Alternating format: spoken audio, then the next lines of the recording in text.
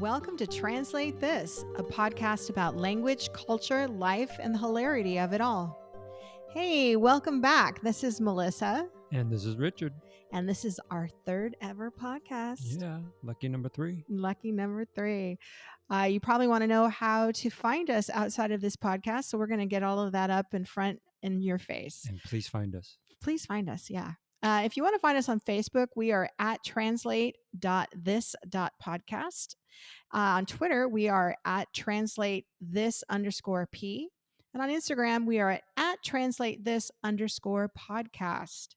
So if you send us any of your comments on any of those social media outlets, we will definitely be answering you. We love our fans. Yes, right. That's right. And I just want to say today is a very cool day. It's rainy and it's in Madrid. It has a really nice effect. I'm just loving the change in weather. It's a little cooler outside. How about you? Oh my gosh, I'm in love with it because, as you know, I'm a very physiologically complex being because I love the sun, but I hate being hot. Yeah. So for me, the perfect weather is really, really cold days with sunshine. But days like this, when it's cloudy and gloomy, I love it too. I love that. But I'm unfortunate to have that vitamin D deficiency when I have too much of this. Well, it's always good to have a mixture and, have it all, which we do. We have like 4 seasons here. It's just amazing. But I've been dying. I've been dying from the heat. I mean, nobody told me it was going to be 110 in Madrid. Yeah. It's been tough. But the whole world has been going through crazy stuff. So it's been on fire. Yeah. And we love our people all over the world, and God love you all that you're out there if you are stuck in some horrible weather right now. And, change your scenery if you can. And if you cannot, we're here to support you while you go through it. Yeah. Listen to all our great topics. Yeah. Let's hope so. Well, do I have a topic? Oh, you do. You have a topic. I have a topic. It sounds like it's great. Just to remind our listeners, Richard has no idea what I'm about to talk about. And when he takes over, it's the same. In the next episode. I'm even now, apparently. So all mine are even episodes. Yes. And I will be the odd, which makes complete sense. Because you are always like so tranquil and even and peaceful. And I'm the odd one. I'm a little both. I'm even and odd. But yeah, it's cool. It's a nice analogy there. All right, cool. All right. Okay. So have you heard of the First Amendment in the United States? Yes. I'm just going to say yes. Okay. Do you know what the First Amendment states? Yes. Okay. Can you tell the audience? I can tell the audience, but I want to see what you think it says first, and then I'll tell you what it really says. Something caught in my throat. Stalling. Yeah. Where's my history book? Just take a swing at it. I can't think of it right now. Okay. So most people, that is like the most quoted amendment. My First Amendment rights from the Constitution. Yes, of course. So the Constitution has the first 10 amendments make the first part of the Constitution, right? So the First Amendment, though, is freedom of speech. That's what I was about to say. I was just going to say that. Okay. All right. I believe you. Sure. I believe you. So the First Amendment says Congress shall make no law respecting an establishment of religion or prohibiting the free exercise thereof or abridging the freedom of speech or of the press or the right of the people peaceably to assemble and to petition the government for a redress of grievances. So it's a lot. Yeah. Okay. There's a lot in there. That's why the First Amendment is so important to the U.S. Constitution, because it basically affords most of us our human rights in the United States. Is it violated? Yes, indeed it is. But luckily, it's generally upheld. I am actually going to talk today a lot about freedom of speech, but not necessarily just about the United States, because as you know, this is a global podcast. We are, recording this as we speak, as you mentioned, in Madrid, Spain, and we are Americans living abroad, and we have listeners from all over the world. So we want to make sure that we are inclusive of that. And I have found some very interesting situations because this is a podcast, as we know, about language and culture, about how the freedom of speech clause or amendment can apply in very weird ways. And today we're going to talk about how laws and cases, famous court cases, have been basically how people have used freedom of speech with language Okay. to be able to manipulate Mm. the freedom or not having the freedom of Mm-hmm. speech with language in the eyes of the law. Sounds juicy to me. Okay. So we're Oregonians, Um, sort of. I don't know. I think Sort you of. are more than I am. I don't know how. Yeah, I lived there longer than you did, but I mean, we're really just we're people of the earth. But Yes. we're the West Um, Coast. Producer Lauren's reminding us we're West Coasters. I'm first an earth dweller. Then Yeah, I can specify a little more if you want. yeah. Okay. So, but we've lived in Oregon for quite some time. I have. Yes, you Yes. have. And so the first case this is what actually spawned my topic. There's a famous, almost like an urban legend about the famous Oregon Klingon interpreter case. Klingon. Do you know about this? Klingon from Star Trek. From Star Trek, which, as you remember, my first episode, first podcast was great connection. Yes, about constructed language. Yeah. By the way, check out our first episode. Yeah. If you like Klingon, you'll learn all about it. Yeah.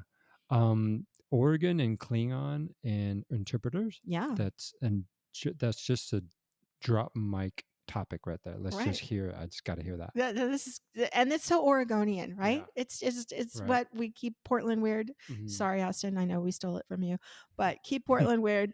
There you go. So I'm here to demystify the actual account. The urban legend has it that a man went into the court and demanded in Oregon in the courts in Portland. He demanded a Klingon interpreter and refused to speak to the judge, citing his freedom of speech to only use Klingon as his communication method. Okay, wait. Does a language have to be officially accepted by the government? Well, that's the thing. Mhm. Oregon does not have an official language per their constitution on purpose, because Oregon's constitution states that they want to have many people there of diverse language and background and culture. So they purposefully did not name English or any other language as its official language. Sounds like a shot in the foot right there.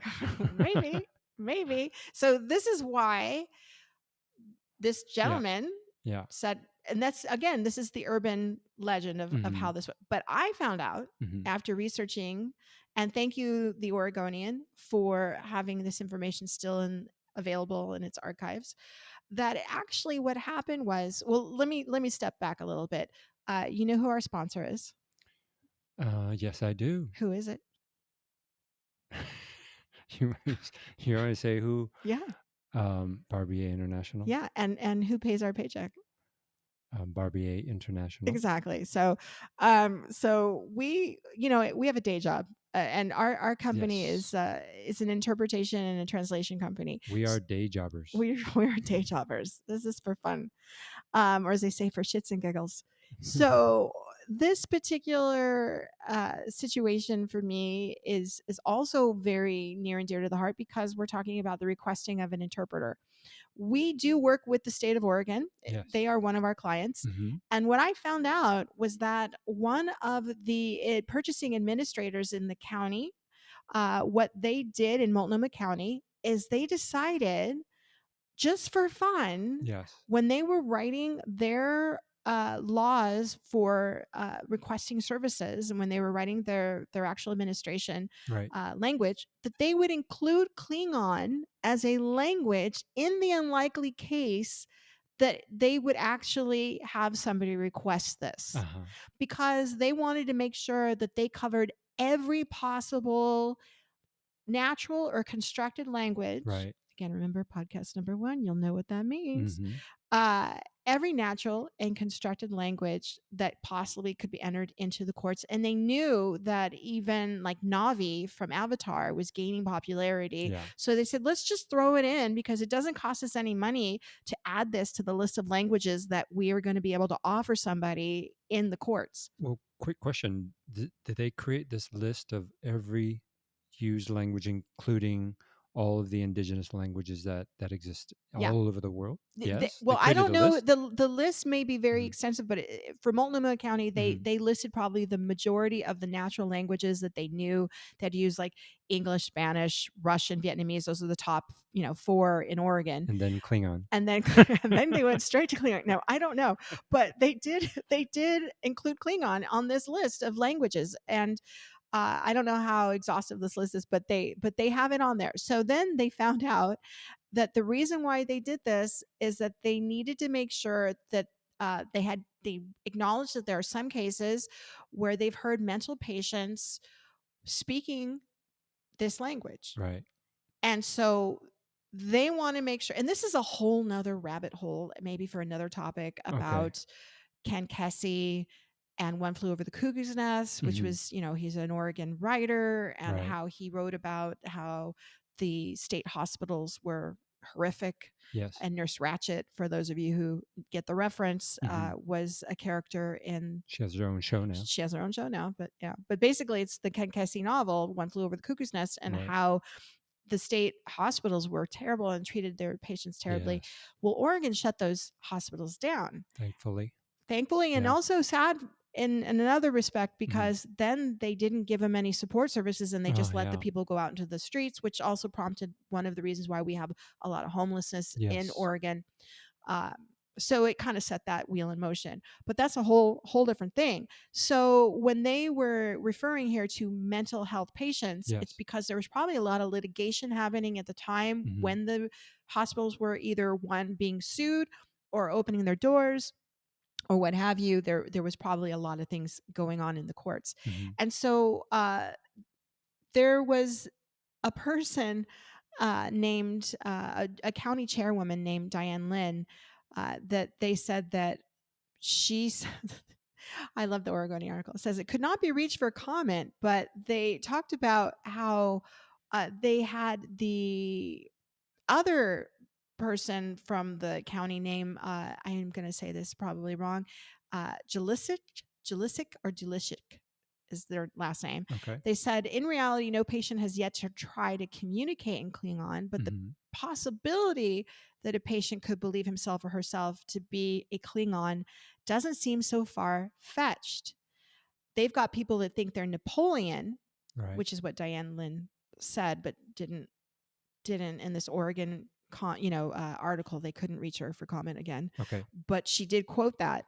So I guess Jalusic and Lynn Hmm. decided, well, why not? Let's just go with it. Yeah. And they also talked about how because of Lord of the Rings, people were learning Elvish. Right. So again, they had reason to believe Oregon, Hmm. for its wild and wacky moments, they Hmm. could expect to maybe see this in the courts.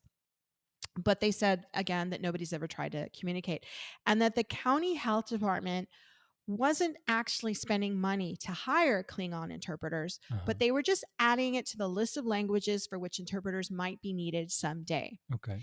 So the news coverage of this, just they extrapolated what, Hmm. and they ran with it, and they decided, oh no, Hmm. it's really that somebody came in and they decided that they wanted to have a Klingon interpreter. So, but that's not true. Right. Um, they said the office that treats the mental health patients in Multnomah County had included it on a list of, oh, here we go, 55 languages. So that's not a very long list. Not very long. So I guess, this is why this is such a weird little thing, that they added that language. But the inclusion of the Star Trek language drew a whole bunch of headlines for Oregon. They have now rescinded Hmm.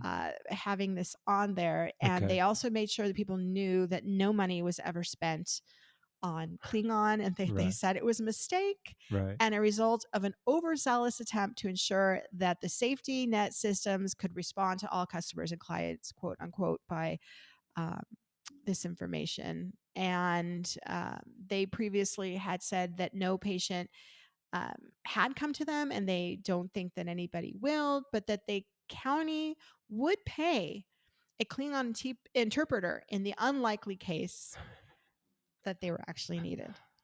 Very interesting. It's interesting how you hear about that law, but I've heard so many other laws that hasn't been changed for 200-300 years or in Oregon. So it's just interesting. Yeah. But Yes.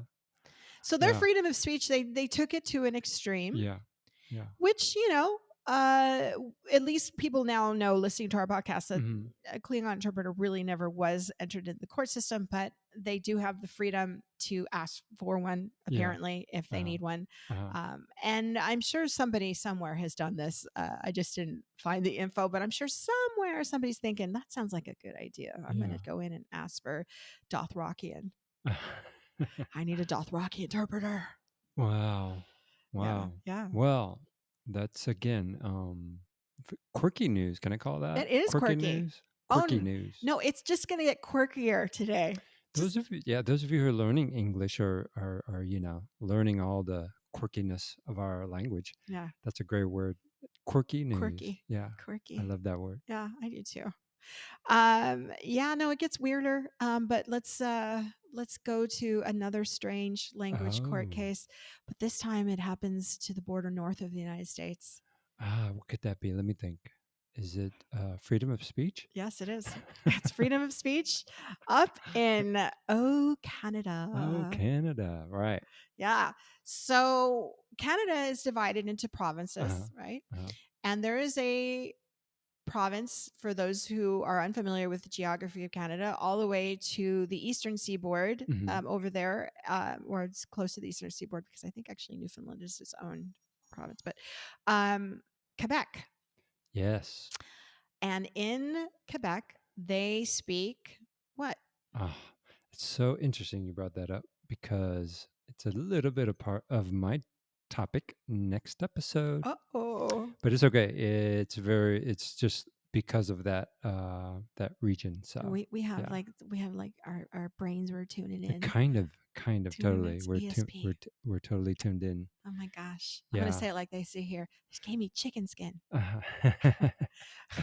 I'm gonna say French and English.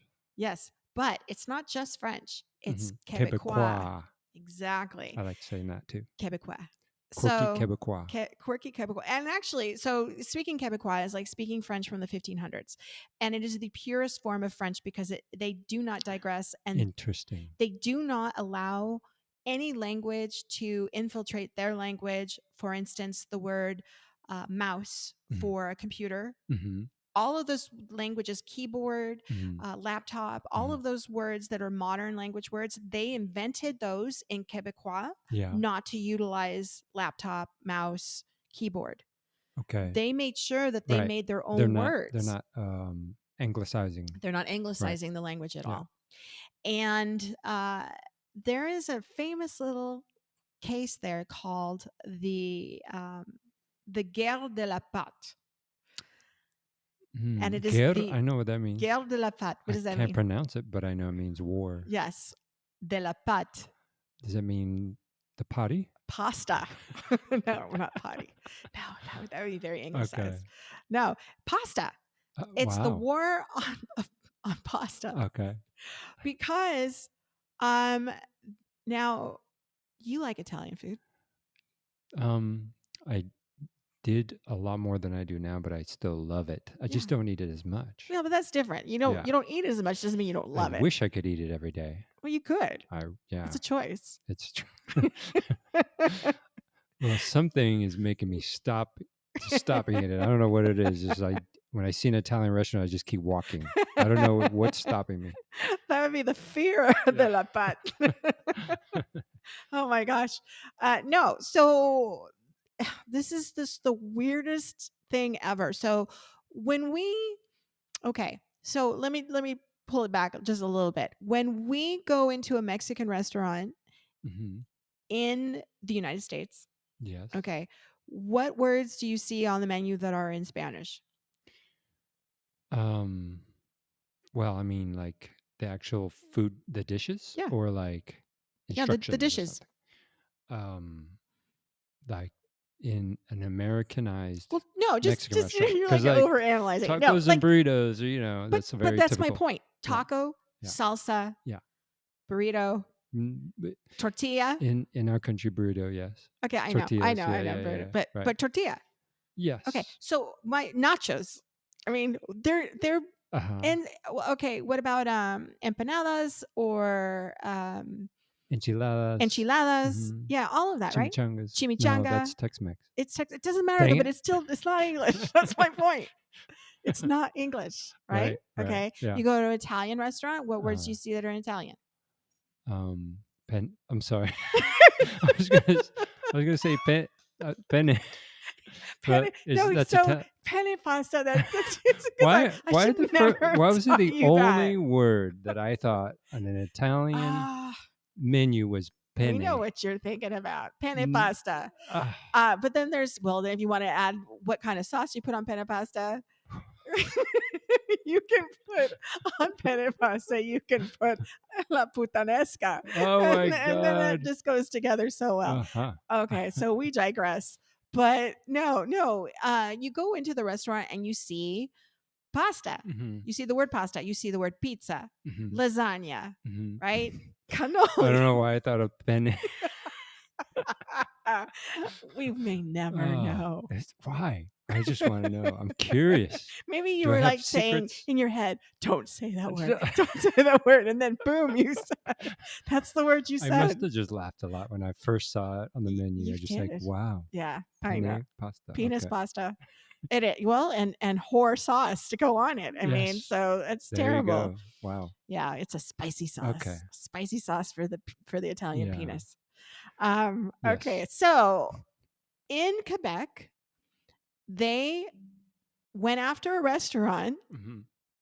and it was an Italian restaurant in Montreal, however Ooh, you want to say. that's beautiful. The way you said that was Well, just amazing. we'll see. We'll see. I don't know. Hopefully. And there's actually there's actually a lot of funny things about this, Okay. but um, they went after a restaurant because they had the words, and the restaurant's called Buonanotte Restaurant, Okay. referring to Southern Italian tomato and mozzarella salad. Alrighty.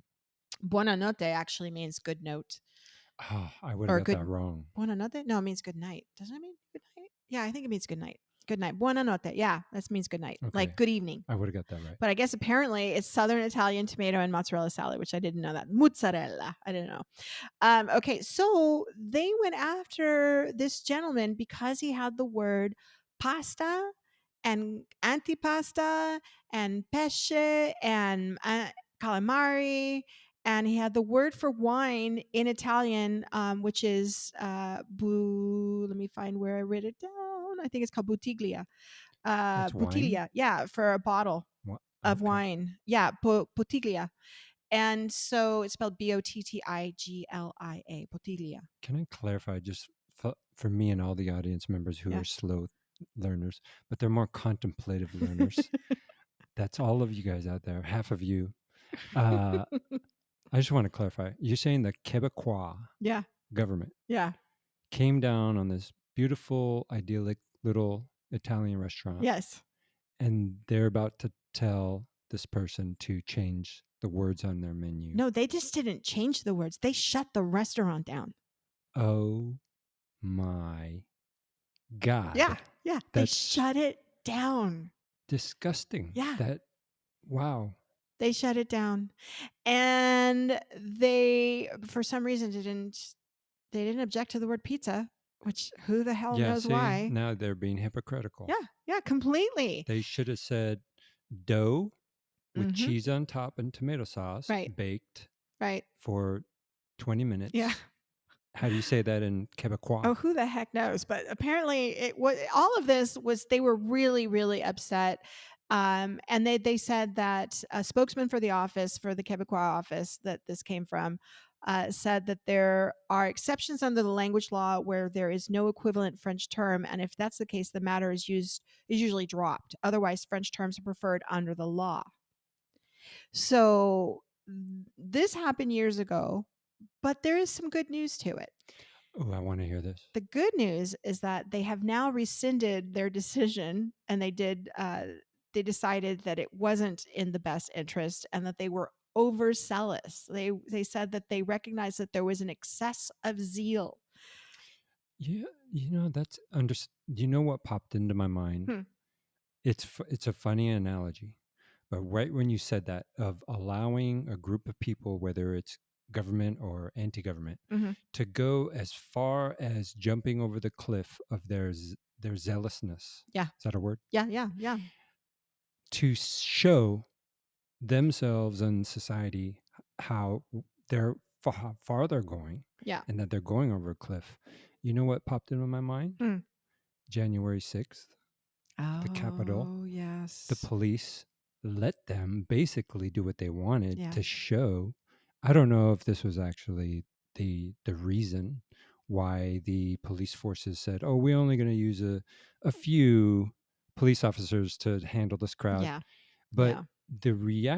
the consequence was Hmm. is that we saw the true ugly nature Right. of these people. Hmm. Whereas if there were thousands of cops there, Right. we might not have seen that, and it would have been a bigger rally cry. Hmm. So Hmm. it's kind of an interesting analogy. That's what I thought about. But that's, No, go but ahead. that's okay because that is another freedom of expression Yeah. and the right of free speech, and that's what Mhm. they were arguing when Yeah. they came across the Capitol building. Yeah. But they were also going, as we all know, they were going Yeah. just to tear it down. It Right. was a Mhm. I can never say that word, usurpation of power. Oh. There, it was an insurrection. It was an insurrection. This, Mhm. not as much of an insurrection, but they did apologize, Yeah. which we have yet to hear the apology Oh from those gosh. Well, bastards. some But people are saying it never happened. yeah, I know. Yeah. That's put your head in the sand somewhere. I don't know. All I Yeah. know is this provincial minister, Diane DeCourcy, she told the reporters that there was an excess of zeal, and they promised the agency would make they make a better. Now I'm speaking like I don't know what I'm doing. Uh, They said they would make uh-huh. better use of Okay. the language law loopholes Okay. for all of our non-English language learners. Language law loopholes. Practice that Wow. one 10 times fast. Wow. That allows for foreign cultural and food products. A former politician, Mario Dumont, put it, I don't think the future of French will be determined by Italian menus or Japanese sushi.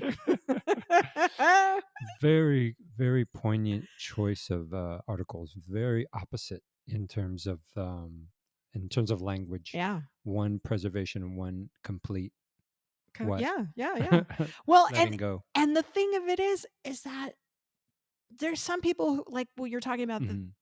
the insurrection on the Yeah. 6th that buy into this. Well, there was an owner of a store that was bringing in British fish and chips, and the restaurant was named Brit and Chips, Mhm. that couldn't use fish and chips on the menu. And they said that the Uh-huh. agency, because they had told them also you can't do this, so he was going to just go along with it and Yeah. change the iconic fish and chips dish Mhm. to poisson frit et frites.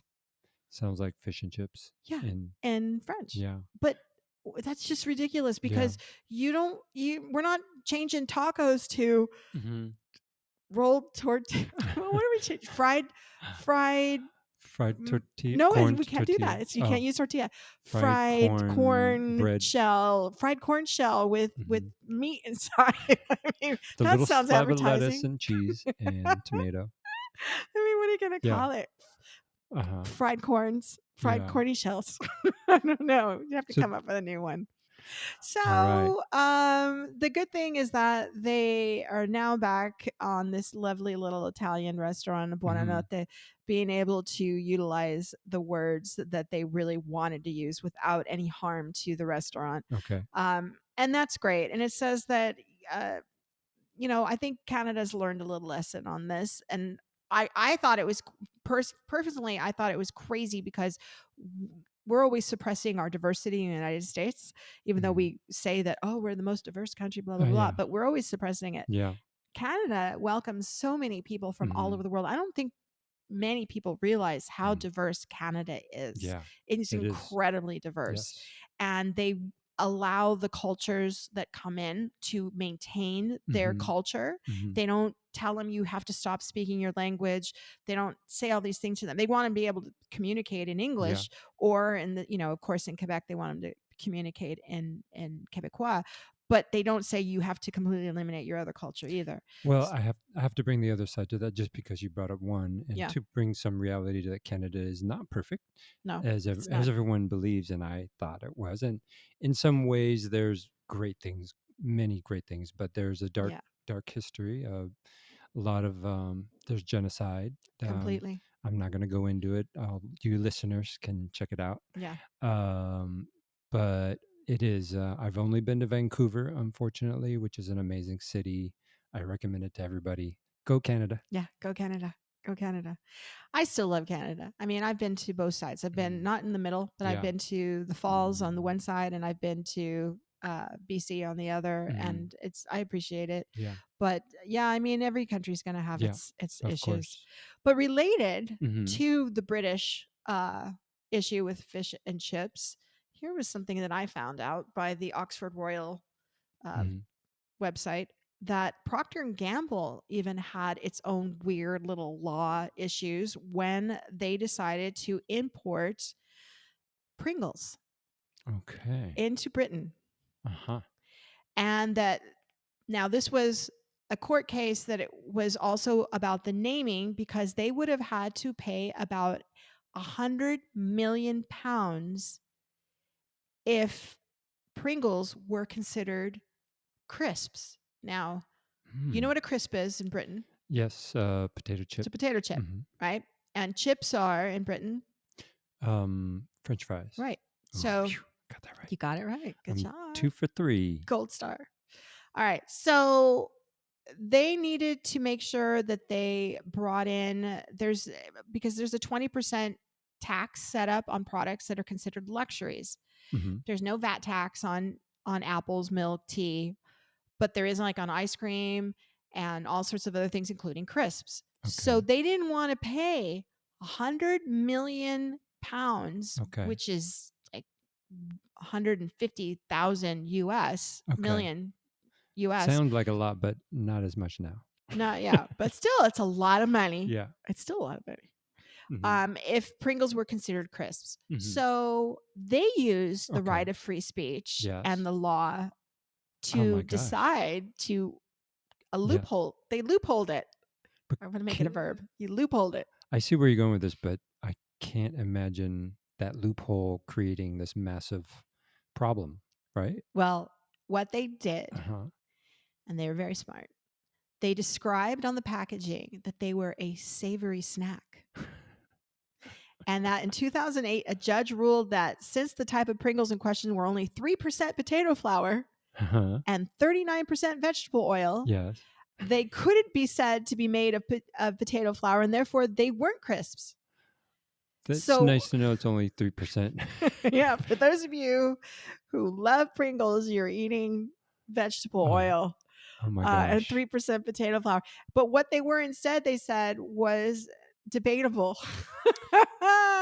Well, now I just feel like I've had probably 30 or 40 Pringles containers. What do you call Yeah. those things? Oh, the In my canisters. life. Yeah. Okay, so for people who don't know what Pringles are, and for hopefully more people don't know what they are. I'm sorry, Procter and Well, Gamble. they're not missing out on much. But canisters, they look Yeah. like tennis ball Yes. canisters. Tennis ball canister. And you open it up and it's just a stack of crisps all the way down, right? Which Or makes potato it chips. fun. It does I make it loved it. fun, I loved it. but it also makes it really difficult because if you don't stop, you'll Yeah. just eat the whole canister. I don't think I ever put a half-eaten Pringles canister away. It No. was usually straight to the trash. Oh, no. Which, People just ate them. So they started making smaller canisters because yeah. I think they realized that with the whole Yeah. health movement, and they wanted to make sure that people didn't Hmm. overeat Pringles. So Hmm. anyway, but in 2009, the Brits appealed the decision, Yes. and Procter and Gamble's strenuous argument that there's nothing crisp like a Pringle, that was Hmm. their slogan. So they Yeah. screwed themselves also by saying But, that, because that's, here they and wherever we've had Pringles, it always talks about how crispy they are. right. So they marketed themselves into a problem, and then the agency won against Pringles, and that they were ruled they were a crisp after all, so they probably had to pay that money. Because they in their marketing they said it's crisp, Yeah. like There's the nothing description is yeah, crispy. that there's nothing crisp like a Pringle. Well, they shot themselves in the foot. Yeah, they did. Anyways, That more was taxes for England no ta for all the firefighters and Yeah, police and teachers out there. They're a right? little happier. Yeah, I think so. Yeah. I mean, actually, in my estimation, that's a good ruling because let's make sure they pay their fair taxes. They need to make sure that they Uh-huh. contribute to that. And I am a big believer in paying taxes. So, Well, can I tell you a quick thing? What that story reminds me of, Hmm. which I think is funny, is milk. Milk. When the milk industry sued all the alternative milk companies and said you can't use milk because it's not. And so I don't know what it is now, but I remember a time it says, try this soy beverage. Oh yeah, I Do you remember that? remember that. Yeah. I didn't know why. Yeah. Oh wow. Almond beverage and I don't know what else, but yeah. So they It's suppressed interesting. their freedom of speech though right there because Milk saying nope, you can't use this. So if you think about it, Milk was acting the Milk Dairy Board, they were acting like the Oh, yeah. Quebecois saying you can't use that because it's not milk, it's not pure. And I thought deeply about it. Not that deeply, but Enough for a I was like, milkshake. yeah, I was thinking deeply over a milkshake about, well, is it really milk? Yeah. Or is it really a soy beverage? No. It feels like they're right. I know. It's kind of like Yeah. meatless products now. Beyond Meat and what's the other popular one? Shoot. It's Beyond and the Impossible. Impossible Burger. Impossible Burger, which Yeah. burger you go back to meat. So Oh, yeah, who but knows? no. Do you know where hamburger came from? From Germany. Hamburg. From Hamburg. So if you say burger, Yeah. can Hamburg sue you? Possibly. Yeah. Possibly. Well, They that's a might whole say nother it's not a thing too, hamburger. because now there's whole places like Wisconsin cheddar. Mm-hmm. Like you can't use that term unless it comes from Wisconsin. Just Well, like in that makes France, sense. Yeah. you cannot use the term Roquefort or let me see, like all the wines and all of the foods from there. You can't Wow. use those terms unless they're from that origin. What about French fries? Yeah, but see, those are American. But could they argue that? Yeah, maybe. The neo-Nazi Quebecois could. Yeah. Good. Oh my gosh. Okay, so far we've talked about crazy Klingon interpreters, Yes. and then the Guerre de la Pâte, and now the Pringles. Awesome stuff. They're beyond quirky now. You did a great job. Okay. Well, now it gets weirder. All right. Okay. When you had your first child. Oh, beautiful memory. Okay. Yeah. You looked at your child. Had you picked the name out yet? 1997. Okay. Koreatown, Los Angeles, California, United States. Yeah. Earth. Sorry. Earth. Goes back to my Earthling. Your Earthling. Yeah. What was the question? Sorry. Did you have a name picked out for your son before he was born, or did you look at your child and say, "You shall be named Martine"? It was before. We spent many weeks discussing, picking, choosing, looking. Yeah. Right. It was a very personal decision. Yeah. So most people in the world, I'm going to assume, including myself, have done the same. I think it's unusual for people to pick a name after the child's born, or like immediately say, okay, you look like a Henry, you're now named Henry, or you're named Sally, or Joaquin, or Maria, or whatever. But I think most people, there's a history of why they name their children. It's either honoring a person in their family, or just a sound of the name, or something that's very near and dear to the family. I know with Native cultures, there's usually a reason because of the season or particular connections with nature. Right.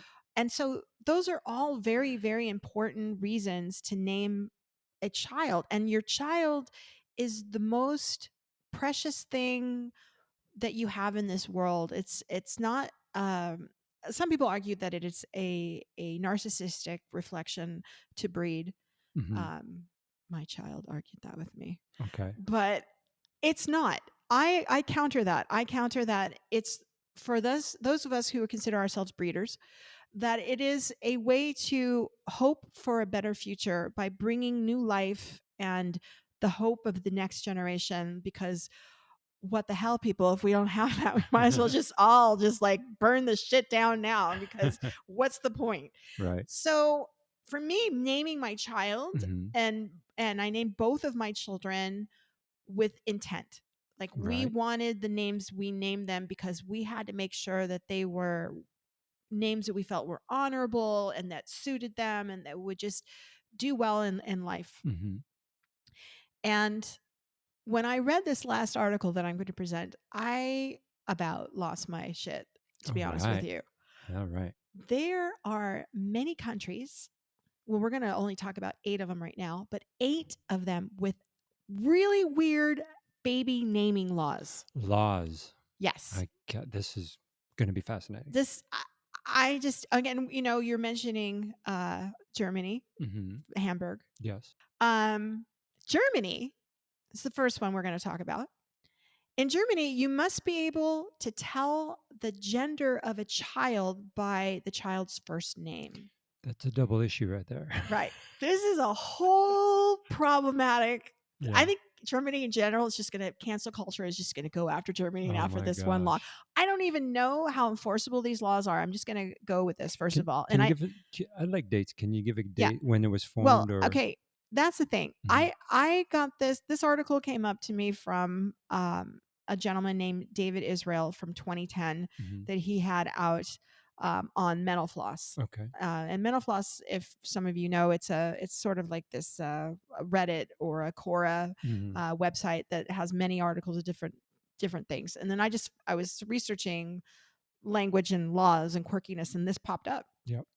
So I just find it to be very, very fascinating that Germany, you have to declare gender, and then the name chosen must not negatively affect the well being of the child.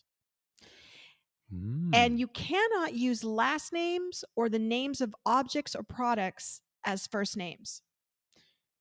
Objects or products cannot be used as first We names. violate that in the United States. I can give you a I'm perfect curious example. why.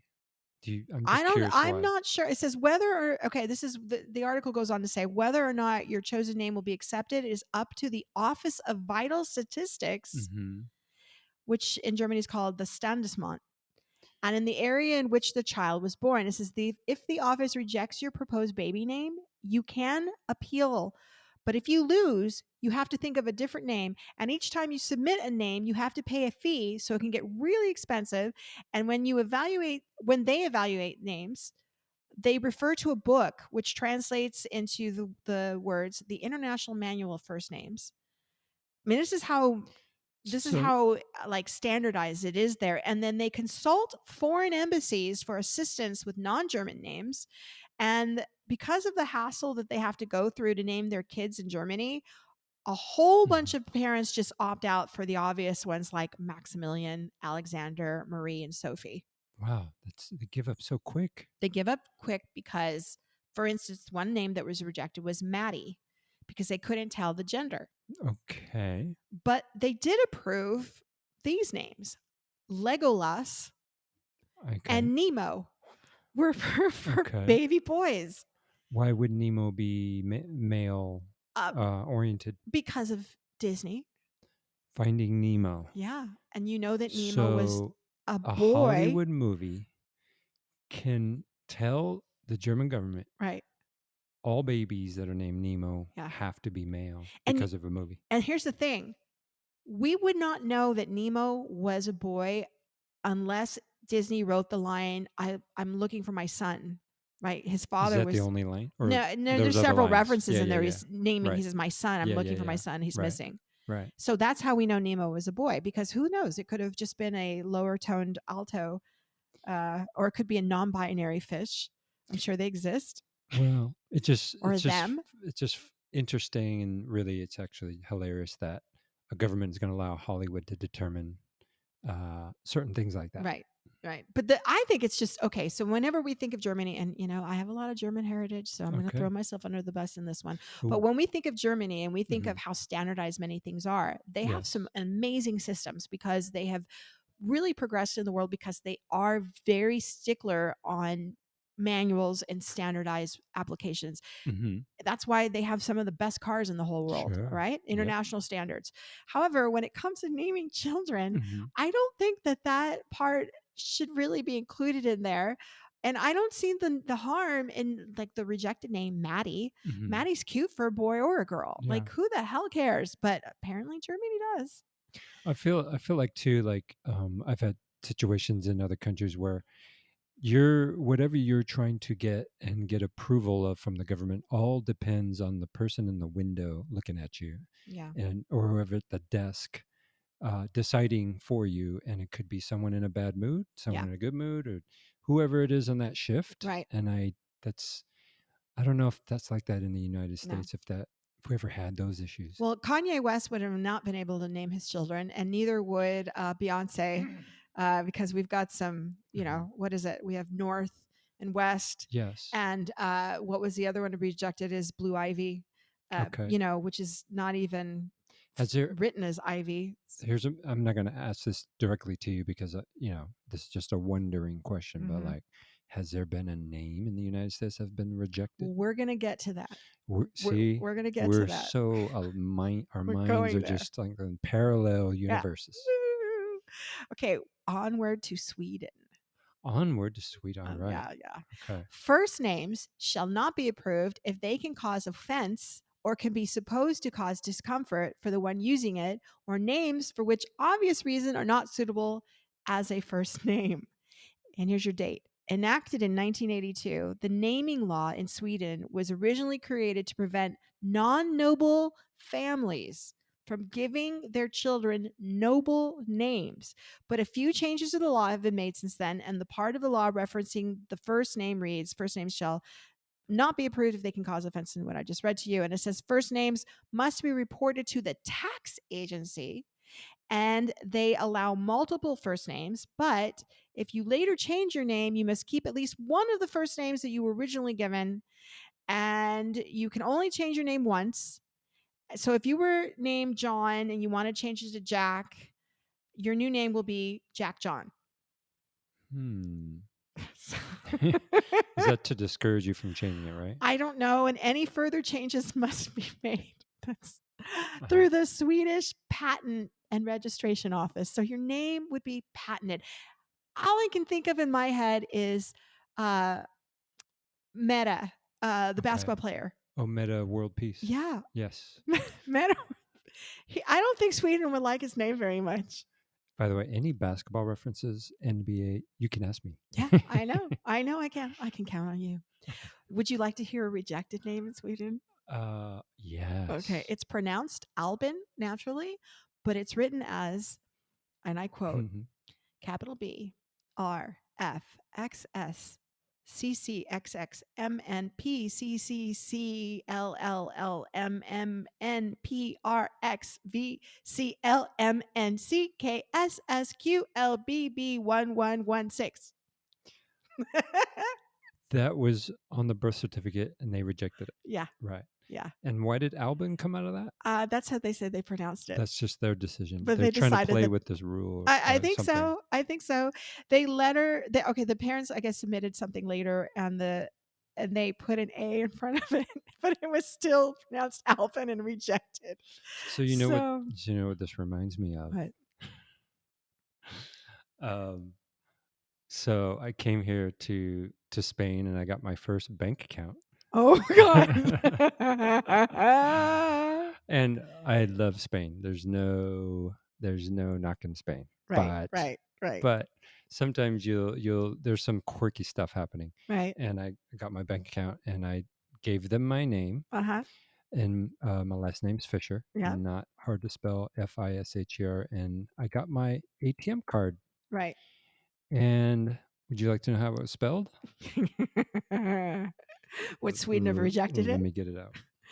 I have a feeling. Well, while he's looking for that, it reminds me of the Elon Musk Yeah. baby name, also X AE, which actually I think that's one letter, A-12. And I heard about that. I don't know how they even pronounce it, but I don't know. So like I don't know if I'm going to mathematical? ask producer Lauren. It is mathematical. I'm going to ask producer Lauren to find out how we pronounce that name. And he had that baby with Grimes, the singer Grimes, which she's pretty awesome. But I have no idea how to pronounce it. You That know, the schwa, is that the schwa symbol in there? Elon maybe, Musk baby's name? maybe. Producer Lauren, how old is this child now? Joe, the baby's like a year old. Okay, getting back, we'll check back in on how to pronounce that Elon Musk baby name. So you want to know how I they want to know spelled how my they name? spelled it.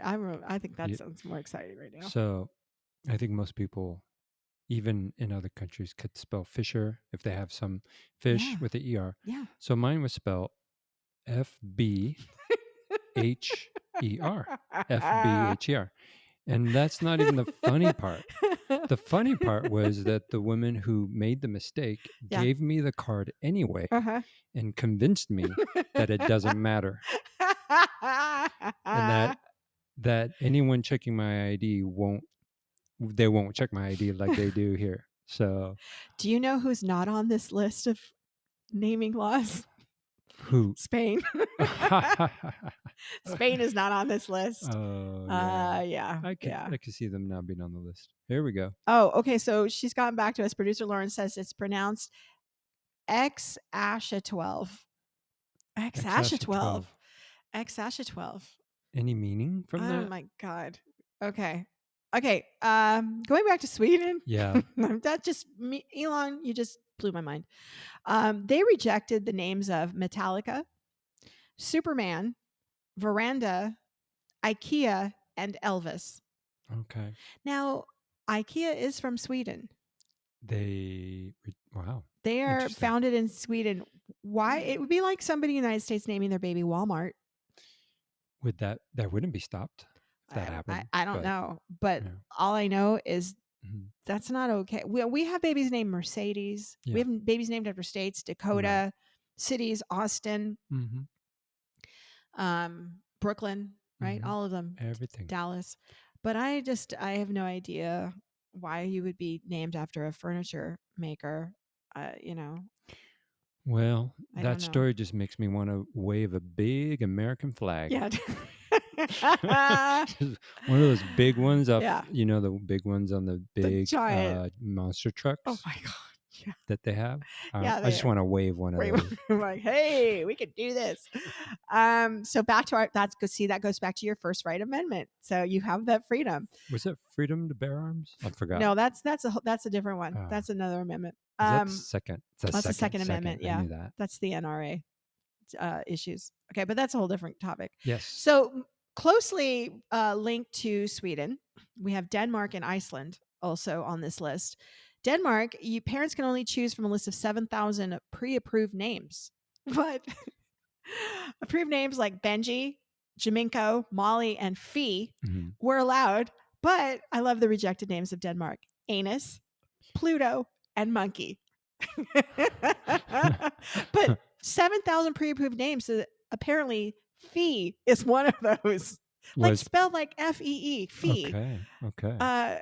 What the hell? They sound a little more liberal, if you want to say. I don't know, but if they were liberal, they would have let Pluto, Monkey, and Anus be approved too on that 7,000 word list. I'm going to stand up for the Danish government for Anus, because those parents really don't know what that child's going to go through. It's like the German law, isn't it? Yeah. Well, okay. But Iceland, they have an Iceland naming committee that they formed in 1991. Grant you, these are newer dates. So this is of great importance to people all of a sudden. And it's a group that decides whether a new given name will be acceptable. So they approved Bambi, but they rejected Harriet and Duncan. Wow. You want to know why? Why? Because I would much rather be named Harriet or Duncan than Bambi. Sure. Okay. Because Harriet can't be conjugated in Icelandic, and Duncan, there is no C in Icelandic.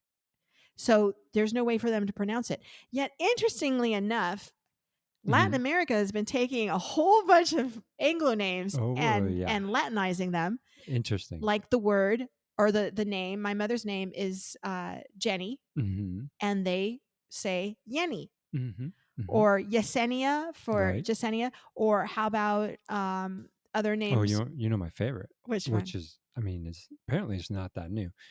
James, and they say James. James, but James, it's right? not. It's normally would be Jaime, Right, but but they people say say James. James. Yeah, Yeah, yeah, yeah. James. So we have our next country, and that Okay. is New Zealand.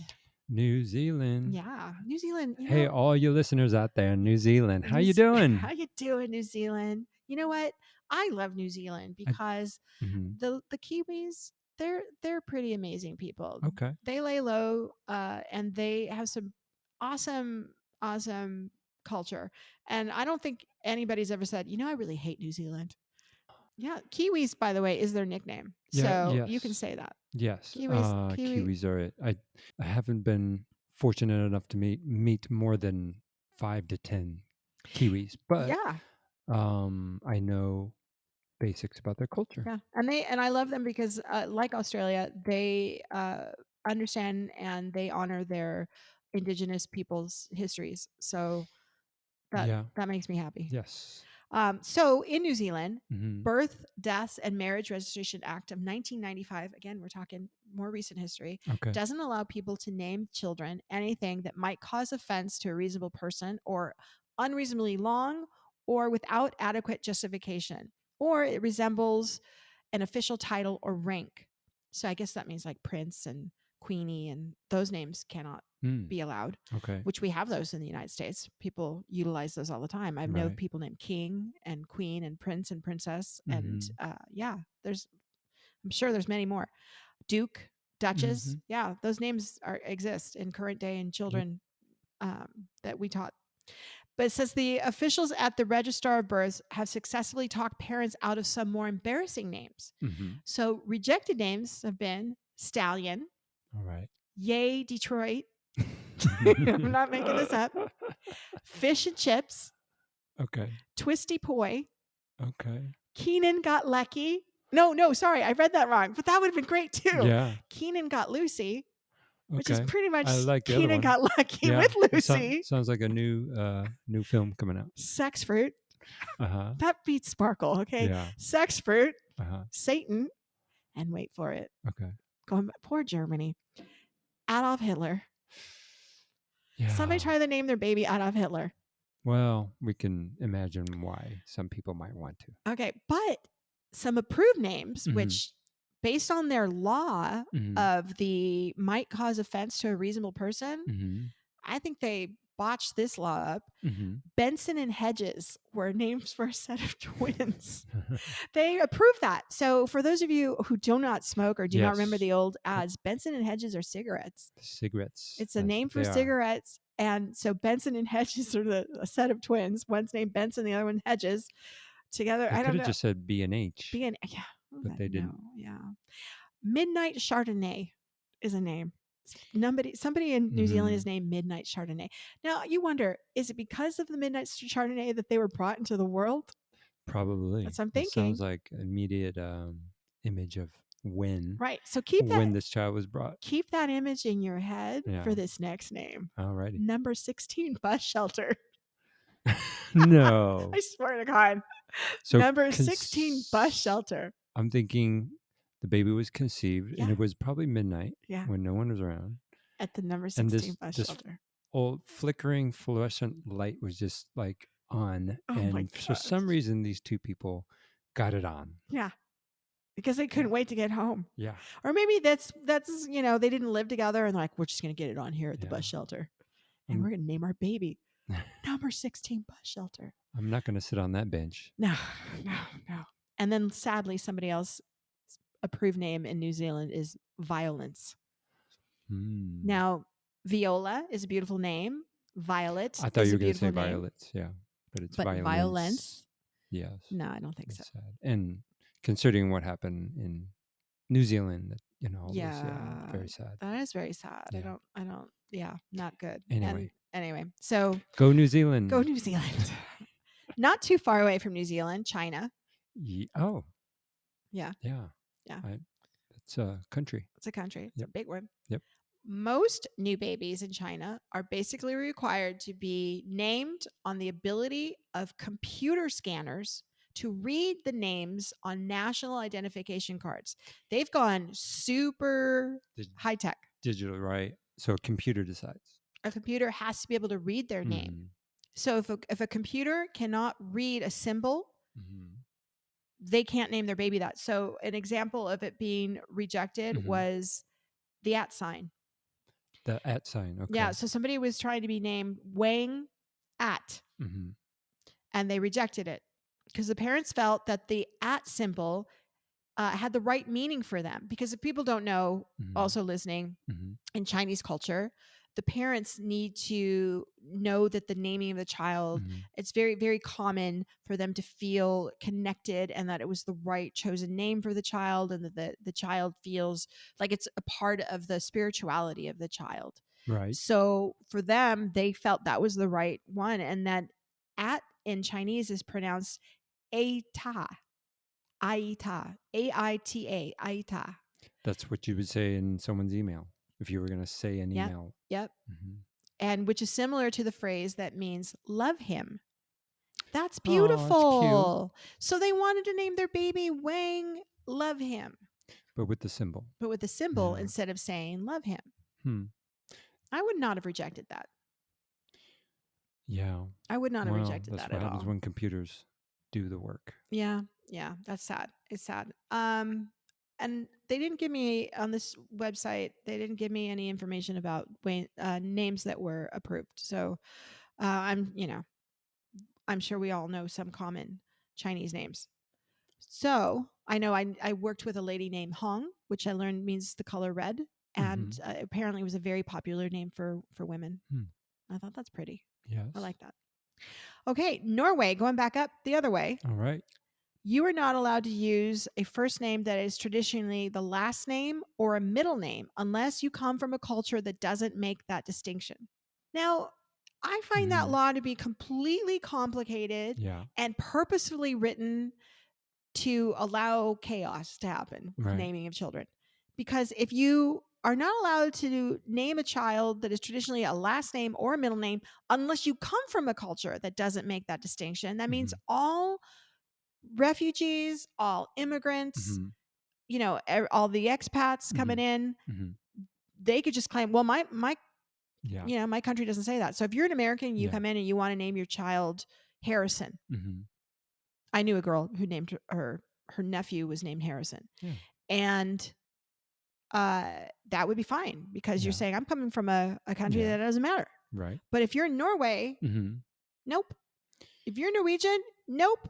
Screw you. You don't get to name your kid Harrison. And you might be a huge Beatles lover. Mhm. George Harrison. Wow. Love the Beatles. Yeah. Yeah. Well, Norway. Okay. Yeah. Now I know not to have babies there. No, don't have babies in Norway. But last but not least, Yes. your favorite made the list as a bonus on this website, the good old US of A. Ah. Where's my So flag? here's Where's your my flag. flag? Get your flag out. Get your flag. Get it out. I'm gonna get it off the monster truck. No, that's France. Okay, wrong country. What's our national anthem? Do you know the difference between our country song? So a lot of people screw this up. They don't know that our national anthem. Mhm. Yes. Well, there's a couple, right? Yeah. And Well, then there's a main one, but yeah. there's a main one, but there's others. Mhm. And then there's also Yeah. the God Bless America, which is Yeah. from God Save the Queen. Right. But it's also a national song, but it's not the national anthem. But some people think God Bless America. Yeah, I is like the that one national better anthem. than the Star Star Spangled Spangled Banner. Yeah. Yeah. I mean, but that's just I like the lyrics better. I do too. Yeah. Actually, I do prefer God Bless Mhm. America better. I think it's a Yeah. prettier sounding Yeah. song. Mhm. But anyway, so according to UC Davis, Mhm. and UC Davis, for those of you who don't know, is a university, a very prominent university in Northern California, near Mhm. Sacramento. UC Davis law professor Carlton Lawson Mhm. says that in Massachusetts, which I don't know why he's quote messages, but maybe because he's professor of law. Each name, first, middle, and last, must be shorter than 40 characters, each for computer input reasons. So like China, if you have a kid in Massachusetts, it's got to be shorter than 40 characters, the name, for each name. So you can't have that name that they wanted to have, Albin, that had all those letters and numbers. You can't do that.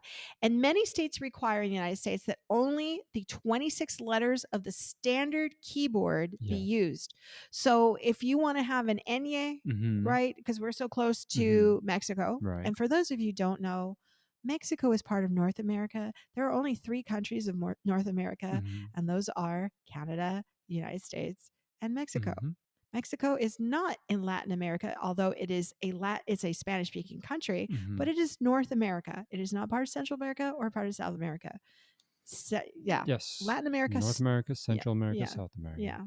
Thank you. Thank you for clearing that up. People may not know that. They may not know that, but I just, it's a thing. It's a pet peeve. Yeah. So there's a lot of people from Latin America who live in the United States, and there's a lot of people from Russia.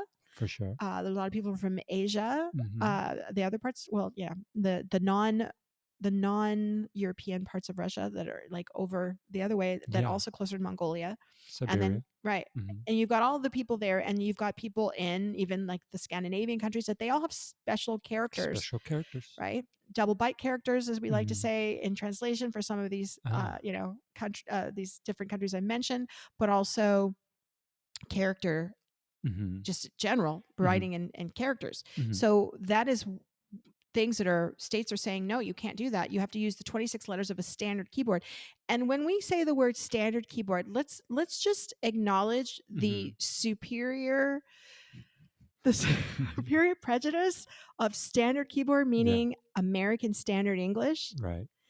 And how that is not necessarily should be called a standard keyboard. It should be called an American keyboard, because over here in Spain, I'm using a Spanish keyboard because I have to have symbols, which actually it's really nice because it's a French Spanish keyboard. So I have all the symbols for French as well on mine. And I'm like, because I can write in 3 languages if I want to. Awesome. I love it. I think it's beautiful. And the more the merrier. I wish I could write in all the languages out there and have it all on my keyboard, although it'd probably be too big. It'd be like a piano or something. Right. But that's what's going on. And so it means if you're in California, and we have so many Spanish speakers in California, first generation or newcomers, as we say also in education, who are born of the names Jose or Joaquin, that typically carry an accent, right? Not allowed, because it's not on the standard freaking keyboard. Yep.